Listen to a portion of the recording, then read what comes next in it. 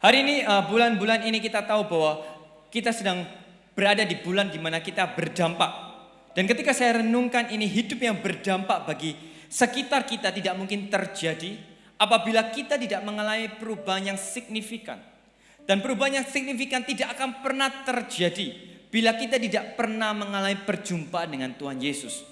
Dan hari ini saya ingin membagikan hal ini. Mari kita buka di Lukas pasal yang ke-19 ayat 1 sampai dengan 10. Lukas pasal yang ke-19 ayat 1 sampai dengan ke-10. Sakeus.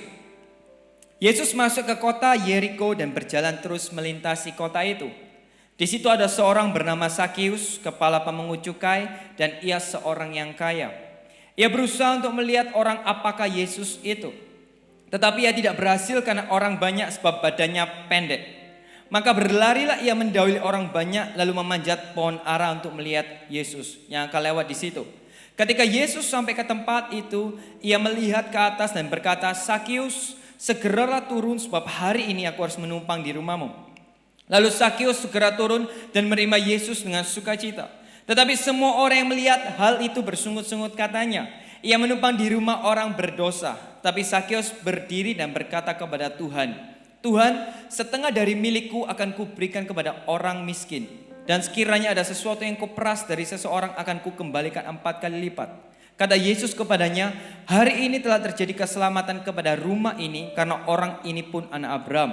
Sebab anak manusia datang untuk mencari dan menyelamatkan yang hilang." Amin. Hari ini saya ini, siapakah Sakeus ini? Ada yang pernah mengenal Sakeus, Bapak Ibu Saudara? Tidak ada? Saya akan jelaskan sedikit. Siapakah Sakeus? Arti nama dari Sakeus adalah tulus, bersih, dan suci. Arti nama Sakeus adalah tulus, bersih, dan suci. Akan tetapi kehidupan dan namanya bertolak belakang. Sepakat dengan saya?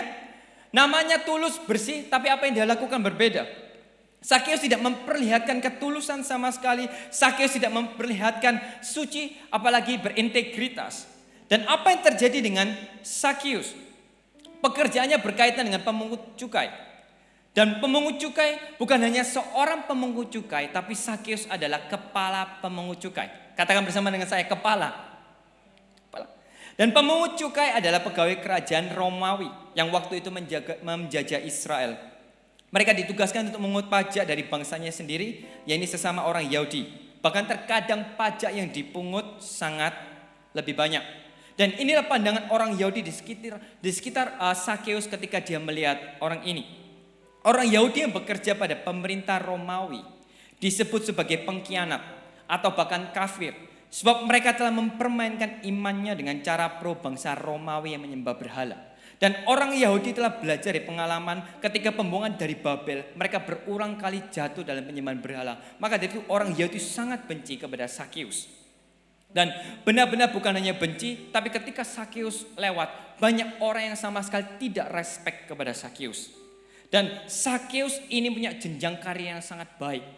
Dia bukan hanya, kembali tadi, bukan hanya dia seorang pemungut cukai, tapi dia adalah kepala pemungut cukai.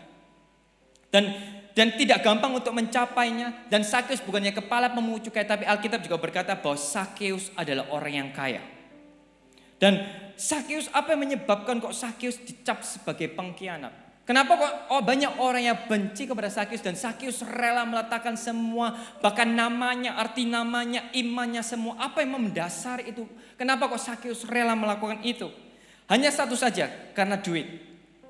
Sakeus tidak mempedulikan pandangan sosial. Sakeus tidak peduli diberapa benci oleh banyak orang, yang penting kaya.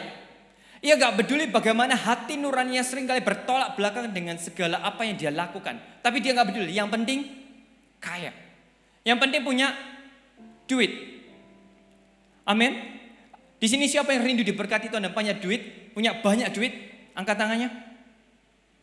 Haleluya, tidak ada. Bapak Ibu Saudara benar-benar orang yang layak mendekat ke sorga. Di sini tidak ada orang yang benar-benar ingin kaya. Tidak, kaya itu gak apa-apa Bapak Ibu Saudara. Dan Sakeus melihat ini. Dan bagaimana karakter Sakeus? Kalau kita melihat jejak rekam Sakeus yang seperti ini, kita bisa melihat karakter Sakeus. Kita bayangkan Sakyus bukan orang yang baik tentunya.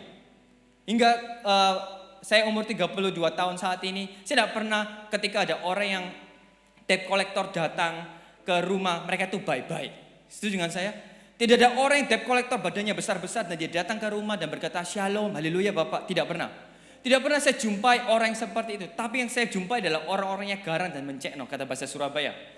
Sangat tidak sopan, sangat kasar, dan Sakyus juga cinta uang, pelit, serakah, galak, pemeras, tidak berperi kemanusiaan. Tidak dibenci oleh rakyat, bahkan oleh keluarganya sendiri. Dan kita tahu latar belakang Sakyus sangat buruk sekali. Sakyus, sekeliling Sakyus juga banyak orang-orang yang menjilat Sakyus. Mereka mendekat kepada Sakyus bukan karena cinta Sakyus, tapi hanya menginginkan duit dan kekayaannya. Dan itu yang terjadi atas hidup Sakyus seluruh hidupnya. Dan saya tidak tahu apakah di sini ada bapak, ibu, saudara di sini yang rela mengorbankan segalanya hanya untuk duit. Saya tidak tahu. Dan ketika Sakyus berjumpa dengan Yesus, ada perubahan yang dahsyat yang berubah dari Sakyus. Dan ini yang kita pelajari. Bagaimana ketika dia sebelum memberikan dampak kepada sekelilingnya, apa yang dialami oleh Sakyus, yaitu dia berubah secara signifikan terlebih dahulu.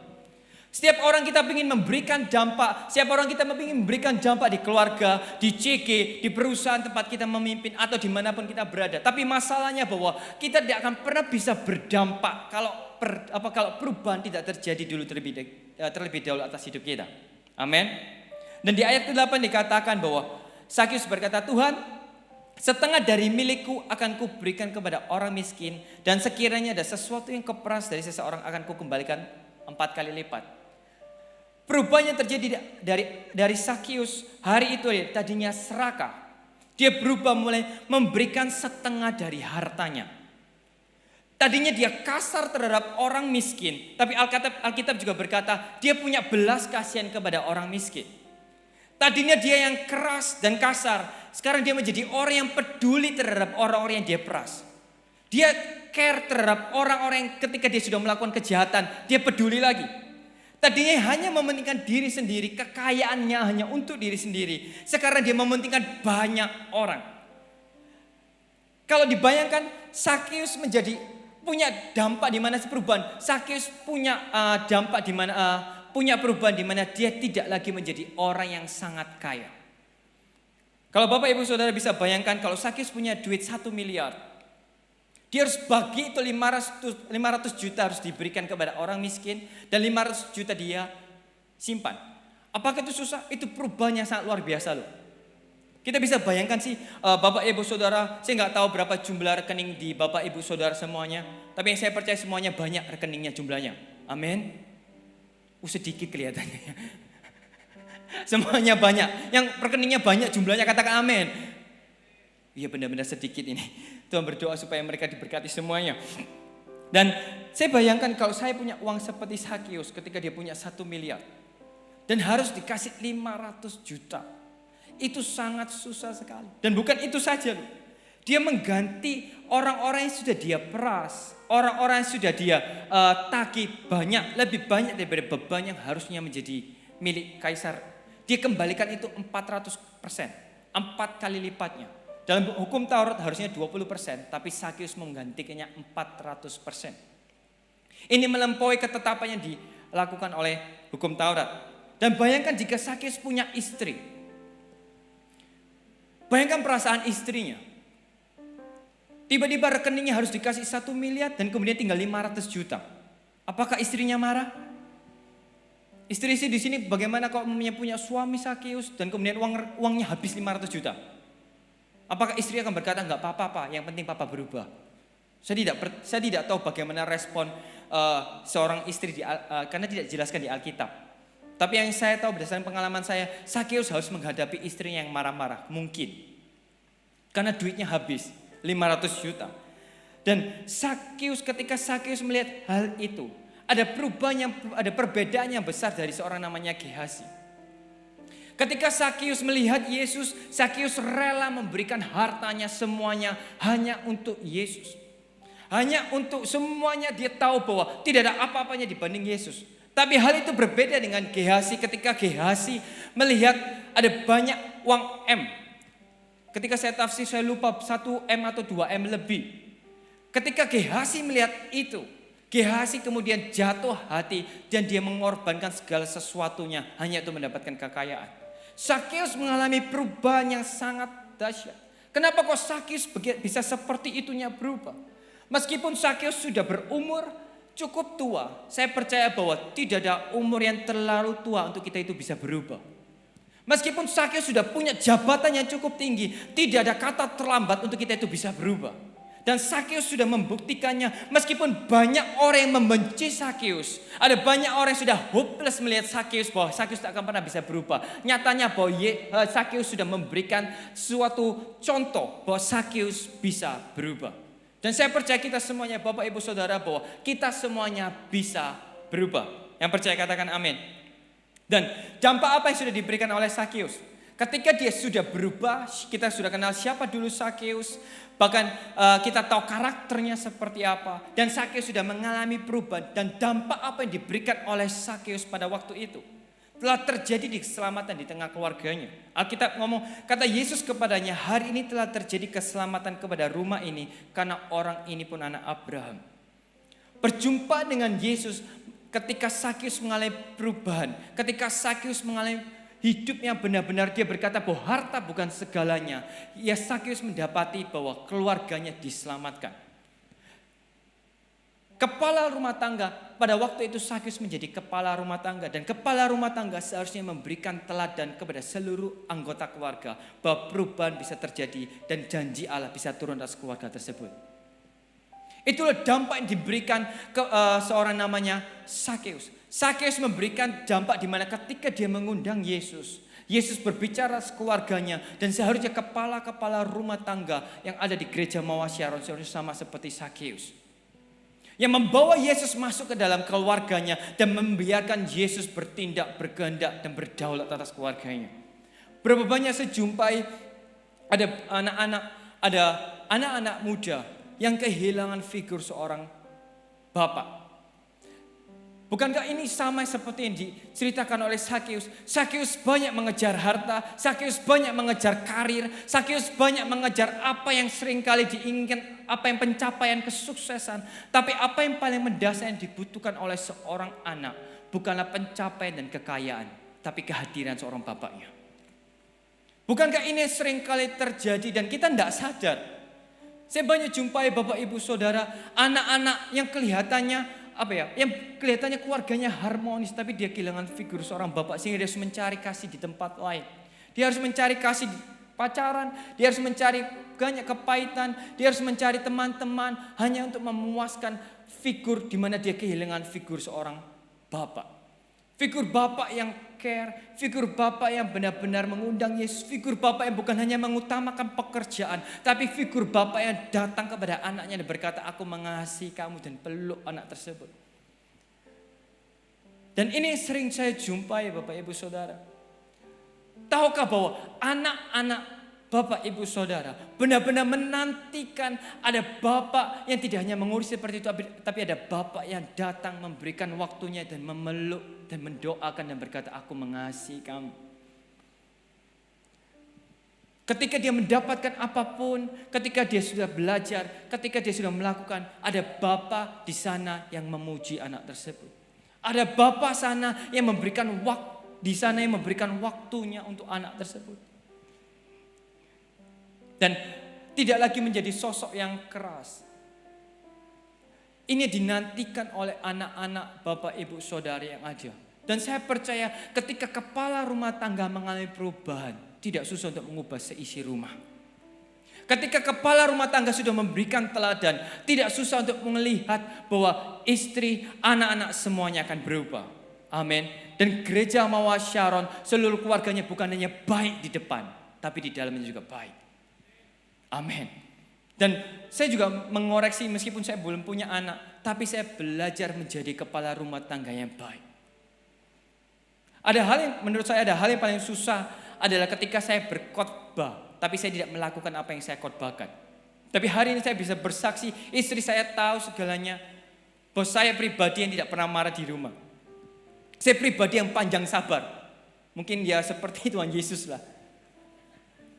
panjang sabar, saya tidak pernah marah, saya tidak pernah mengkata-kata istri saya meskipun kita sama tidak sempurna. Mengapa saya seperti itu? Karena saya tahu, saya ingin menunjukkan kepada istri saya bahwa Yesus yang saya cintai bukan yang ada di mimbar, tapi Yesus yang saya cintai, saya bawa itu keluarga saya. Amin. Dan doakan mungkin tahun depan saya akan punya anak. Amin. Kembar 10. Karena istri saya bukan peternak. Kembar 2 saja cukup. Itu saya ingin bagi. Dan dampak apa yang sudah diberikan oleh Sakeus lagi? Duit Sakeus diberikan kepada orang miskin. Bayangkan respon orang-orang miskin. Bayangkan respon seluruh orang yang di kota itu. Saya bayangkan ketika Sakeus, pada sebelumnya Sakeus memalak semua orang dengan sikap yang sangat kasar. Sakeus datang dengan marah-marah dengan seluruh pengawalnya. Sakeus, ayo cepat bawa semuanya. Kemudian Sakeus kembali dan berkata, sorry, ada yang tak palak lebih banyak, ini saya kembalikan. Bayangkan dampak yang diberikan kepada orang-orang di sekitarnya. Bisa bayangkan Bapak Ibu Saudara? Orang yang dulu kelihatan kasar, orang yang dulu kelihatan kereng, orang yang dulu kelihatannya sangat-sangat benar-benar tidak manusiawi. Kemudian dia kembali dan memberikan kepada orang miskin. Bukankah itu dampak yang sangat luar biasa karena berjumpa dengan Yesus? Bukankah itu dampak yang signifikan yang harusnya kita berikan kepada teman-teman, kepada orang-orang di sekitar kita? Yang percaya katakan amin. Dan kesaksian hidup Sakeus, saya percaya bahwa apa yang dilakukan Sakeus itu di depan banyak orang. Dan banyak orang bisa melihat Sakeus menjadi sosok yang berbeda lagi. Dan ini yang saya paling suka. Sakeus tidak terpaksa berubah karena keadaan. Tapi pada waktu itu keadaan Sakeus sedang baik-baik saja. Alkitab tidak bercerita Sakeus sedang bangkrut. Alkitab tidak bercerita Sakeus duitnya sedang habis. Tapi Sakeus masih punya jabatan. Sakeus masih punya duit. Itulah yang membuktikan bahwa nama Sakeus benar-benar ada. Yaitu dia tulus mengikut Yesus. Ada banyak Bapak Ibu Saudara kesaksian di mana orang tersebut berubah ketika dulu bangkrut dulu.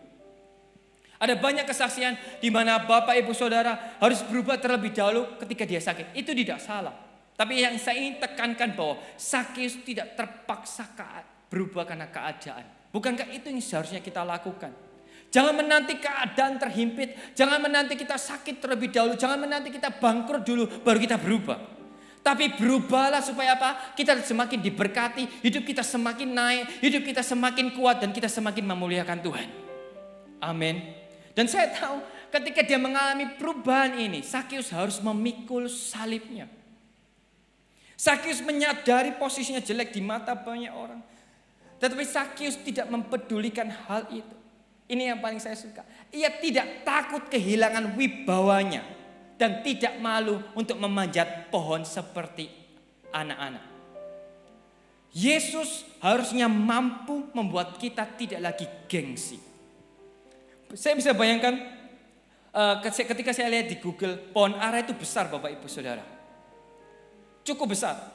Bagi orang-orang yang normal untuk memanjat di pohon ara itu susah. Dan bayangkan itu seorang Sakeus. Ketika saya baca ada tafsiran bahwa tinggi Sakeus itu sangat tidak seberapa tinggi. Mungkin segini katanya. Kalau dulu artis dulu itu mungkin sekitar seperti Ucok Baba gitu loh. Enggak seberapa tinggi. Tapi bayangkan dia ketika dia melihat Yesus dia memanjat. Dan bayangkan lagi ketika itu dia adalah orang yang garang dan kepala pemungut cukai. Dia panjat pohon. Itu adalah sesuatu hal yang layak ditertawakan. Kalau saya bisa bayangkan kalau kepala, benar-benar kepala debt collector, kepala preman. Orang yang sangat dikagumi, orang yang sangat ditakuti, punya pengikut banyak. Kemudian tidak ada apa-apa, dia memanjat pohon. Dia sudah susah, badannya sudah pendek, dia harus memanjat pohon, malu lagi. Dan itu salibnya dia pikul ketika dia lapar dan haus akan Yesus. Harusnya itu yang kita lakukan. Kalau kita lapar dan haus akan Tuhan, ketika kita memuji Tuhan, harusnya kita letakkan semua jabatan kita letakkan segala kekayaan kita, dan kita datang kepada Tuhan dengan apa adanya seperti anak-anak. Harusnya itu yang kita lakukan kalau kita ingin mengalami benar-benar perubahan yang signifikan dan kita memberikan dampak. Saya sering kasih perumpamaan kepada anak-anak di youth. Kalau seandainya ada Blackpink datang ke gereja Mawar Sharon. Atau BTS, Dynamic. Ada di sini tidak ada yang tahu ya Bapak Ibu Saudara ya. Tidak ada ya, haleluya. Dan Blackpink, itu sangat terkenal sekali. Blackpink itu lagu yang sangat disukai oleh istri saya. Setiap ada lagu yang keluar, istri saya selalu ada perbedaan yang signifikan antara saya dengan istri saya. Istri saya suka Blackpink lagunya jujur. Saya suka itu kayak lagu-lagu yang slow, saat menyembah. Itu saya suka sekali dan dia sukanya buanter sekali. Saya harus tetap mengasihi dia. Dan ketika kalau Blackpink ada di gereja Mawar Sharon, contoh apa dulu? Oh itu aja, yang baru saja. Kalau GMS Il Divo datang ke Surabaya lagi. Mau pentas ini di depan. Itu tidak perlu disuruh nih anak muda. Duduk di paling belakang, enggak. Mereka lapar dan haus, mereka tuh duduk di depan. Sampai minta datang. Tidak ada yang nyuruh. Tidak ada pendeta, tidak ada pemimpin, tidak ada siapapun yang menyuruh. Tapi mereka tahu bahwa yang datang itu sangat terkenal. Dan saya bayangkan bagaimana sikap kita ketika kita ada di gereja. Yang di sini bukan Blackpink, yang di sini bahkan lebih dari GMS Il Divo. Tapi Yesus Kristus. Bagaimana sikap kita? Apakah kita harus dipaksa dulu untuk duduk di depan, datang dengan on time? Bukankah kalau kita menghadiri rapat yang penting, yang menyangkut duit yang besar, tidak perlu disuruh, tidak perlu ada suara Tuhan, tidak perlu ada firman, kita datang dengan on time. Dan bayangkan kalau di sini sudah ada Tuhan Yesus, apa yang sudah kita lakukan? Apakah kita sengaja mempersiapkan segala sesuatu dengan lebih baik lagi? Karena kita tahu Yesus ada di sini. Amin. Dan saya percaya Bapak Ibu Saudara, minggu depan kita akan datang lebih on time. Amin. Jam 10 ibadah, jam 8 sudah datang. Haleluya.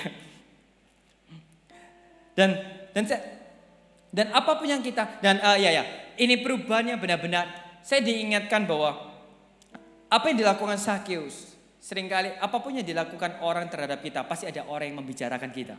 Dan itu yang terjadi atas hidup Sakeus. Ketika Sakeus datang kepada Yesus, ada banyak orang yang berkata, ngapain kamu bergumul dengan orang berdosa? Dia tidak layak. Ketika Sakeus tidak datang kepada Yesus dan Sakeus menjadi orang yang benar-benar jahat, ada banyak orang yang juga benci kepada Sakeus. Hingga saya bisa menarik suatu kesimpulan. Apapun yang kita lakukan, selalu ada orang-orang yang tidak senang dengan apa yang kita lakukan. Ketika dulu saya diajari Tuhan ketika SMP. Ketika SMP saya itu beli minuman es teh. Saya melihat teman yang saya benci tidak beli es teh. Saya berkata, es teh cuma 500 saja loh, kamu itu gak mau beli. Dasar pelit. Kemudian saya hakimi dia. Besoknya dia beli es teh. Saya nggak beli es teh. Kemudian saya ngomong, kamu itu sebagai teman sudah beli es teh. Saya ini kehausan, kok nggak dikasih. Yang jadi pertanyaan, yang salah siapa? Tentu es tehnya. Yang salah bukan teman saya, tapi yang salah adalah hati saya yang seringkali menghakimi orang lain. Tapi juga itu menjadikan suatu pelajaran bagi saya. Asal saya benar, asal saya berjalan dalam firman Tuhan, asal saya berjalan kehendak Tuhan, apapun yang dikatakan orang lain tidak akan berpengaruh dalam hidup saya karena saya tahu apa yang saya lakukan. Amin. Mau kita sukses juga ada orang yang akan membicarakan kita. Mau kita gagal lebih banyak lagi. Dan saya tahu hari ini untuk tidak benar-benar cuek itu juga baik. Amin. Dan saya tahu bahwa rahasia kenapa kok Sakeus kenapa bisa berubah. Dari karakternya yang buruk, dari buah yang dihasilkan begitu buruk. Tapi dia memberikan dampak yang signifikan terhadap keluarganya. Bahkan seluruh kota merasakan dampak. Saya tahu kenapa kok Sakeus mengalami perubahan itu. Yaitu satu pribadi, yaitu namanya Yesus. Saya percaya bahwa kita tidak akan pernah bisa berdampak dengan signifikan. Perubahan kita tidak akan pernah bisa dirasakan oleh keluarga dan orang di sekeliling kita. Kalau kita tidak pernah bersama dengan Yesus dan mengalami perjumpaan dengan Yesus. Sakeus kaya dan punya segalanya. Ngapain ketemu Yesus? Sakeus tahu dan sadar bahwa kekayaannya, jabatannya tidak ada apa-apanya tanpa Yesus. Bahwa semua itu tidak bisa memuaskan hatinya. Dan tanpa Tuhan Yesus tidak ada sukacita yang penuh. Dan saya tahu bahwa ini adalah anugerah Tuhan. Untuk kita bisa berjumpa dengan Yesus ketika Yesus berjalan. Yesus tidak pernah berkenalan dengan Sakius. Yesus tidak pernah berjumpa dengan Sakius. Tapi Yesus memanggil tepat namanya Sakius. Sakius juga tidak pernah mengenalkan dirinya. Tapi Yesus tahu nama dia, nama demi nama kita semuanya. Dan inilah anugerah yang Yesus lakukan kepada Sakius. Sakius tidak ada hak untuk bermegah bahwa ketika dia bisa berubah, ketika dia sudah memberikan dampak, itu karena Sakius. Tidak, tapi karena Yesus yang memberikan dia anugerah. Dan apa yang bisa kita lakukan supaya anugerah Tuhan itu turun atas daripada kita? Tidak ada lain, tidak bukan, yaitu kita itu berdoa.